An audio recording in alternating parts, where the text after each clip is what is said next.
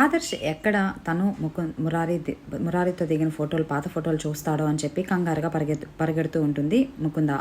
ఇక్కడ ఆదర్శ్ వచ్చేసరికి ఇంకొక ఫోటో కూడా ఏదో ఫోల్డ్ చేసినట్లు కనిపించేసరికి ఆ ఫోటో కూడా తీసుకొని చూస్తాడు. కట్ చేస్తే ఆ ఫోటో ఓపెన్ చేయగానే పక్కన ఫోల్డ్ చేసి ఉన్న ఫోటో ఆదర్శ్దే.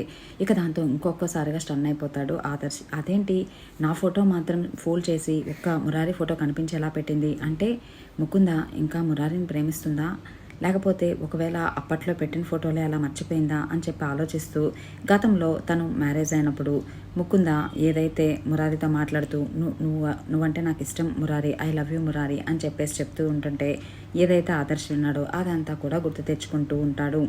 తర్వాత మళ్ళీ ఏమెరగనట్టుగా ఆ ఫోటోలన్నీ కూడా కబోర్డ్లో పెట్టేసి తను పక్కకు వచ్చేస్తాడు. ముకుంద వచ్చేసరికి హడావిడిగా ఆదర్శ్ ఫొటోస్ చూస్తాడేమోనని పరిగెత్తుకుంటూ అయితే రూమ్లోకి వస్తుంది. అక్కడ ఆదర్శ్ అయితే ఉండడు.